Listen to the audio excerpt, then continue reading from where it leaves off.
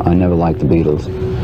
I never really liked any British group. I don't think the British should play rock and roll. When you think of Sir Paul McCartney, when most people think about Sir Paul McCartney, they picture the charming Beatles member with his boyish good looks and incredible ability to write catchy songs. They see the friendly musician who received a knighthood from the Queen and has always seemed polite and diplomatic in public. However, this well-known image doesn't tell the complete story about one of rock music's most famous figures. Behind that famous smile and his reputation as a gentleman lies a much more complex personality. Throughout his career, which has lasted more than 60 years, McCartney has been involved in some very serious arguments and bitter rivalries with other musicians. While he has always maintained his polite public image, those who have worked closely with him know that he can be tough and even ruthless when necessary. Denny Seiwell, who played drums in McCartney's band Wings, once said that Paul could be absolutely ruthless when he wanted to be. This comment reveals that the nice guy image that McCartney shows to the world is real, but it's definitely not the whole picture. There's another side to Paul that most casual fans never get to see. Over the years, McCartney has had heated arguments with fellow musicians, made harsh comments about other people's music, and even had backstage confrontations that almost turned into physical fights. These musical clashes show a side of McCartney that goes against his carefully maintained public image. They reveal someone who is willing to fight for what he believes in and who doesn't back down when challenged. The stories we're about to explore involve 5 different musicians who had serious problems with Paul McCartney. Some of these feuds lasted for years, while others eventually led to unexpected collaborations. Each one shows us something different about McCartney's personality and how he handles conflict in the music world. The battle with Freddie Mercury. One of the most surprising feuds in McCartney's career was with Freddie Mercury, the legendary lead singer of Queen. This wasn't just a simple disagreement between two musicians. It was a clash between two of the most theatrical and dramatic performers in rock history. Both men knew how to put on a show, but their approaches to music and performance were completely different. The problems between Mercury and McCartney reportedly started in 1976, when both Queen and McCartney's band Wings were recording albums at the famous AIR studios in London. According to Mike Stone, who was working as a sound engineer at the time, the tension between the two musicians was obvious from the very beginning. Mercury apparently thought that McCartney's music had become too safe and boring. He felt that Paul was no longer taking risks or pushing boundaries the way he had during his Beatles days. To show his disapproval, Mercury would reportedly sing "Silly Love Songs," one of McCartney's hits, in a mocking way whenever Paul was close enough to hear him in the studio hallways. The rivalry between these two rock stars became even more intense during the 1977 Brit Awards ceremony. According to people who were there, Mercury refused to sit at the same table as McCartney during the dinner portion of the event. He allegedly told Queen's manager John Reid that he wouldn't spend an entire evening watching McCartney collect awards for what he called that lightweight airplane music he calls rock and roll. When McCartney won an award that night for his album Band on the Run, witnesses said that Mercury's reaction was so dramatic that his eye roll could be seen from across the entire venue. This public display of disapproval showed just how deep the animosity between these two musicians had become. What really made the feud explode into the open was a comment Mercury made during an interview with Melody Maker magazine in 1978. Mercury reportedly said that McCartney had forgotten what rock music was really about. He went on to say that while McCartney was singing about simple topics like paperback writers, Queen was creating modern operatic masterpieces. Mercury claimed there was a universe of difference between what the two acts were doing musically. The tension between Mercury and McCartney reached its highest point during the famous Live Aid concert in 1985. This was a massive charity event that brought together some of the biggest names in music to raise money for famine relief in Africa. According to crew members who were working backstage, McCartney was originally planned to close the entire show with a performance of Let It Be. However, Mercury fought hard against this arrangement. He allegedly told the event organizers that no one follows Queen, meaning that Queen's performance should be the final act of the day. This led to a change in the schedule that had major consequences for both performers. Queen's performance at Live Aid became one of the most legendary rock performances of all time. Mercury and his bandmates delivered an absolutely electric set that many people still consider to be the highlight of the entire event. Meanwhile, McCartney's performance was plagued by technical difficulties, including problems with his microphone that made it hard for the audience to hear him properly. After seeing how differently the two performances were received, Mercury allegedly told Queen's drummer Roger Taylor that that's the difference between pioneers and followers. This comment showed that Mercury saw himself and Queen as innovative artists who were leading rock music in new directions, while he viewed McCartney as someone who was simply following ends that had already been established. What makes this feud particularly interesting is that both Mercury and McCartney actually had quite a bit in common. Both were theatrical performers who understood how to work a crowd and create memorable stage shows. Both also had strong backgrounds in classical music and understood complex musical arrangements. In many ways, they might have been natural collaborators if their personalities had been more compatible. The difference was in their artistic approaches. Mercury favored grand, operatic performances that pushed the boundaries of what rock music could be. He wanted to create dramatic spectacles that combined elements of theater, opera, and rock music. McCartney, on the other hand, focused on melodic craftsmanship and songs that would appeal to a wide audience. He was more interested in writing perfect pop songs than in creating elaborate musical experiments. The ongoing tension with Yoko Ono.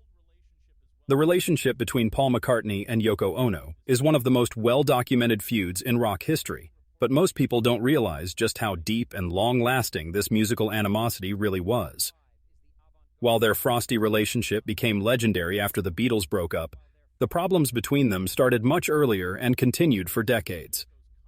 The tension reportedly began during the final years of the Beatles, when Yoko became a constant presence in the recording studio as John Lennon's girlfriend and later wife.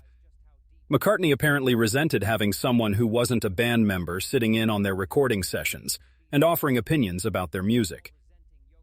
According to Beatles roadie Mal Evans, McCartney once complained that every time he looked up from his bass guitar during recording sessions, Yoko was there sitting on an amplifier and staring at him. This constant presence made Paul feel uncomfortable and disrupted the natural chemistry that the Beatles had developed over years of working together. The situation became even more difficult when Yoko began offering suggestions about McCartney's bass playing and other musical decisions. According to Beatles insider Peter Brown, Paul once became so frustrated that he stormed out of a recording session after Yoko made unsolicited comments about his performance. After the Beatles officially broke up, the relationship between McCartney and Yoko deteriorated even further. Paul was the one who filed the lawsuit that legally dissolved the Beatles as a business partnership. This was a necessary legal step, but Yoko reportedly saw it as an act of ultimate betrayal. She felt that Paul was being unnecessarily aggressive and was hurting John and the other Beatles financially. The feud reached its most public and painful point in 1971 when John Lennon released a song called "How Do You Sleep?" This was a direct and very harsh attack on McCartney, with lyrics that mocked Paul's solo career and suggested that his only meaningful contribution to music had been his Beatles work. The song included the line, "The only thing you done was yesterday," referring to one of McCartney's most famous Beatles compositions. What made this attack particularly hurtful was that Yoko allegedly helped write some of the lyrics for this song. This meant that she was directly involved in creating what many people consider to be one of the cruelest songs ever written by one former bandmate about another. Even decades after the initial conflicts, the tension between McCartney and Yoko remained strong. In 2006, at a private music industry event, Yoko reportedly told music journalist David Sheff that McCartney was always primarily concerned with promoting himself, even when he was pretending to care about other people or causes. Meanwhile, Paul allegedly confided to friends that working with Yoko during the Beatles' final years was like trying to create art with someone who deliberately spoke a different language. He felt that she intentionally made communication difficult and created unnecessary conflicts within the band. Despite various attempts at public reconciliation over the years, music industry insiders claim that the relationship between McCartney and Yoko never truly improved. This ongoing tension had a permanent impact on how Beatles history is remembered and discussed, and it affected the relationships between all the surviving band members. The feud between McCartney and Yoko represents one of the most significant examples of how personal conflicts can permanently change the course of musical history. The Beatles might have continued as a band for several more years if the tensions surrounding Yoko's presence had been resolved differently. The clash with Frank Zappa. The conflict between Paul McCartney and Frank Zappa represents a fascinating clash between two completely different approaches to rock music. This wasn't just a disagreement between two musicians. It was a fundamental argument about what rock music should be and what purposes it should serve. Frank Zappa was known for his experimental approach to music, complex compositions, and intellectual lyrics that often included social and political commentary. His music was deliberately challenging and often required multiple listens to fully appreciate. McCartney, on the other hand, was known for writing melodic, accessible songs that people could easily understand and enjoy on first hearing. The animosity between these two musicians reportedly began in 1967 when Zappa released an album called "We're Only in It for the Money." The album cover was a deliberate parody of the Beatles' Sgt. Pepper's Lonely Hearts Club Band album cover, mocking the colorful, optimistic imagery of the Beatles' masterpiece with a darker, more cynical version. According to Zappa's autobiography, when he and McCartney finally met face-to-face backstage at the Miami Pop Festival in 1968, the encounter was very uncomfortable. Paul was reportedly cold and distant, allegedly muttering that he didn't appreciate being mocked by what he called musical circus acts. Zappa escalated the feud in 1971 when he gave an interview where he allegedly stated that McCartney wouldn't know genuine musical innovation if it bit him. Zappa claimed that Paul had found a successful formula for writing pop songs and was simply repeating that formula over and over again instead of trying to push music in new directions. These comments allegedly made McCartney very angry. He later reportedly told Rolling Stone magazine that Zappa was deliberately obscure and difficult to understand in order to hide the fact that he couldn't write good melodies. This was a direct attack on one of Zappa's core beliefs about what made music valuable and important. The tension between these two musicians came to a head in 1975 when they both performed on the same television special. According to production staff members, McCartney specifically requested separate dressing rooms and different filming schedules so that he wouldn't have to interact with Zappa at all during the production. One crew member allegedly overheard McCartney saying that while he respected Zappa's technical ability as a musician, his music sounded like someone had dropped a symphony orchestra down a flight of stairs. This comment showed that Paul viewed Zappa's complex, experimental compositions as chaotic noise rather than serious art. Zappa, who was never one to back down from a fight, reportedly responded by telling his band members that McCartney thought 3 chords and a catchy chorus equaled musical genius, and that this attitude was why popular music was in such a sorry state. This feud reveal is one of the most important philosophical divides in rock music history, the tension between commercial accessibility and experimental artistry. McCartney believed that the best music should be able to reach and move as many people as possible, while Zappa believed that truly important music should challenge listeners and push them to think about new ideas and concepts. Both approaches have their merits, and both musicians achieved significant success with their different strategies. McCartney's songs have brought joy to millions of people around the world and have become part of the soundtrack of many people's lives. Zappa's more challenging music has inspired countless musicians to experiment with new sounds and ideas, pushing rock music into territories it might never have explored otherwise. The rivalry with Keith Richards. The feud between Paul McCartney and Keith Richards of the Rolling Stones represents one of rock music's most enduring rivalries. While the Beatles and the Rolling Stones were often portrayed in the media as friendly competitors, behind the scenes Keith Richards harbored genuine dislike for both McCartney's musical approach and his public personality. Richards allegedly told a British music magazine in 1970 that while Paul was undoubtedly a great songwriter, he was essentially a school teacher disguised as a rocker. Keith felt that everything about McCartney's approach to music was too polite and precise, arguing that rock and roll should have some roughness and authenticity to it. According to Rolling Stones insider Spanish Tony Sanchez, Keith would routinely make fun of what he called Paul's granny music during Rolling Stones recording sessions. He would specifically single out McCartney songs like Martha My Dear and When I'm 64 as examples of music that was too cute and family-friendly to be considered real rock and roll.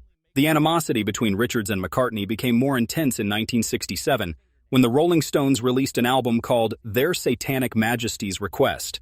This album was widely viewed as the Stones' attempt to create their own version of the Beatles' Sgt. Pepper's Lonely Hearts Club Band, complete with psychedelic sounds and colorful album artwork.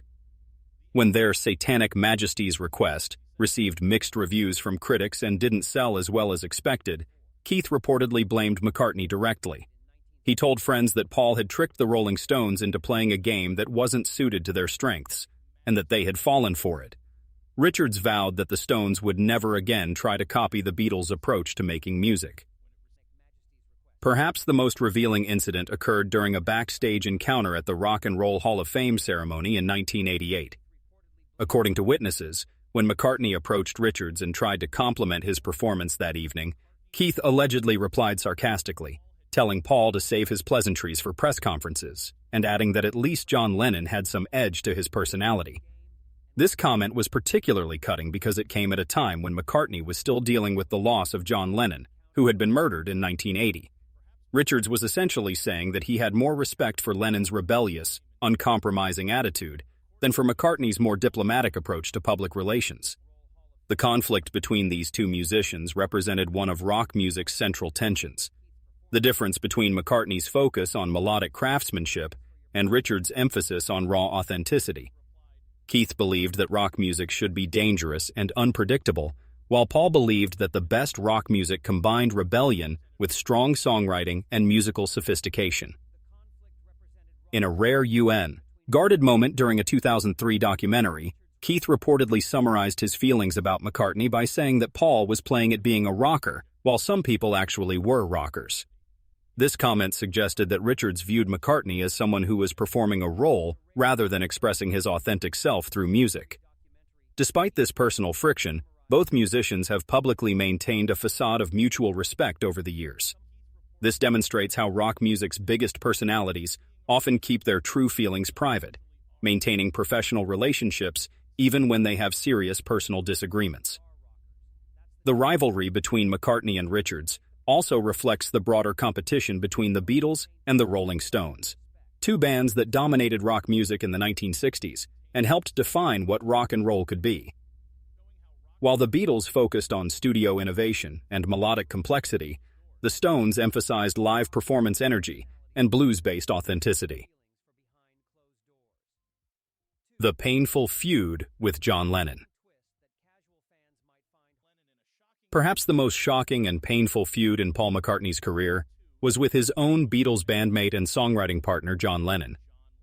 This conflict is particularly surprising because casual fans might find it hard to believe that the two men who created some of the most beloved songs in music history could develop such bitter animosity toward each other. The creative partnership between McCartney and Lennon changed music forever and produced dozens of songs that are now considered classics. However, their personal relationship gradually deteriorated until it became one of rock music's most heartbreaking feuds. The tension reportedly began during the Beatles' final years, particularly after the death of their manager Brian Epstein in 1967. With Epstein gone, someone needed to take charge of the band's business affairs and creative direction. Paul stepped into this leadership role, but John resented what he saw as Paul's controlling behavior. According to Beatles roadie Mal Evans, John allegedly complained that Paul was playing daddy and that he wasn't going to accept that kind of treatment. This shows that Lennon, who was actually older than McCartney, felt that Paul was being condescending and treating the other Beatles like children who needed guidance. Beatles engineer Jeff Emmerich reported that recording sessions during this period became like battlegrounds, with John dismissing Paul's songs as granny music, while Paul criticized John's experimental directions as self-indulgent noise. The creative partnership that had once been so productive had become a source of constant conflict. The animosity exploded into the public eye after the Beatles officially broke up. In 1971, John released a song called How Do You Sleep, which was a scathing personal attack on McCartney. The song contained lyrics like, "Those freaks was right when they said you was dead," referring to a conspiracy theory that had claimed Paul had died and been replaced by a look-alike, and "The sound you make is music to my ears," suggesting that John enjoyed Paul's suffering. In a devastating 1971 Rolling Stone interview, Lennon reportedly said that Paul's music productions were the worst he had ever heard. He specifically mentioned Maxwell's Silver Hammer, a playful Beatles song, saying it was so bad that he had to leave the studio during recording. What makes these comments even more revealing is that they were made in public, where they would be sure to hurt McCartney's feelings and damage his reputation. This wasn't a private disagreement between former bandmates. It was a deliberate attempt to humiliate someone who had once been John's closest creative collaborator. Even more painful were private comments that John allegedly made to producer Jack Douglas during recording sessions for his Double Fantasy album in 1980, just weeks before his murder. According to Douglas, Lennon said that Paul wrote sweet little songs about holding hands, while he wrote about ripping his heart open and showing it to the world. John felt that they were bound to clash eventually, because their approaches to songwriting and life were so fundamentally different. What makes this feud particularly tragic is that according to several sources, John and Paul were beginning to reconcile before Lennon's death. May Pang, who was John's girlfriend during his Lost Weekend period in the mid-1970s, reported that John had confided to her that despite everything that had happened between them, nobody understood him the way Paul did, and sometimes he thought nobody else ever would. This suggests that, despite all their conflicts and public attacks, Lennon recognized that his partnership with McCartney had been special and irreplaceable. The tragedy is that they never had the chance to fully repair their relationship before John's murder in December 1980. The relationship between McCartney and Lennon reveals how the most powerful creative partnerships often contain the seeds of their own destruction. The very differences that made them such effective collaborators, Paul's optimism versus John's cynicism, Paul's melodic focus versus John's lyrical experimentation, Paul's diplomatic nature versus John's confrontational attitude, eventually pulled them apart. Their feud also shows how personal relationships can be destroyed by business pressures and external influences. The stress of being in the world's most famous band, combined with the pressures of fame and the influence of new relationships, created an environment where their friendship couldn't survive. The surprising case of Elvis Costello. The most surprising entry on this list of musicians who couldn't stand Paul McCartney is Elvis Costello, the new wave and punk-influenced singer-songwriter who emerged in the late 1970s. What makes this musical animosity so shocking is that it eventually transformed into one of rock music's most unexpected and successful collaborations. The hostility reportedly began in 1977, when Costello burst onto the music scene as punk rock's literary voice. He positioned himself as the complete opposite of everything McCartney represented in popular music. Costello allegedly told the New Musical Express that Paul McCartney represented everything that the punk movement was fighting against. Comfortable millionaires singing about silly love songs while the country was falling apart economically and socially. According to music journalist Nick Kent, Costello would routinely end his early live performances with a deliberately mangled version of Let It Be, McCartney's famous Beatles ballad. This wasn't meant as a tribute. It was a deliberate attempt to mock what Costello saw as Paul's sentimental approach to songwriting. The tension between these two musicians reached its peak in 1979 at a charity concert where both were scheduled to perform. Backstage, Costello allegedly refused to be photographed with McCartney, telling event organizers that he didn't want to be in the same frame as yesterday's news. According to witnesses, Paul overheard this comment and was visibly hurt by it. He allegedly told his wife Linda that while the young musician had obvious talent, he had a lot to learn about showing respect for his musical elders. This incident shows how the generation gap in rock music could create serious conflicts between established stars and newcomers. Costello represented a new wave of musicians who felt that the rock stars of the 1960s had become too comfortable and removed. The Costello-McCartney collaboration also proved that established artists can benefit from working with younger musicians who challenge their assumptions and push them in new directions. At the same time, it showed that younger artists can learn valuable lessons from more experienced professionals who have successfully navigated the music industry for decades. The hidden side of a legend. These 5 musical feuds reveal a side of Paul McCartney that his carefully crafted public image has often concealed. Throughout his career, McCartney has maintained a reputation as one of the most diplomatic and pleasant personalities in rock music. He has generally avoided public controversies and has worked hard to present himself as a positive, optimistic figure.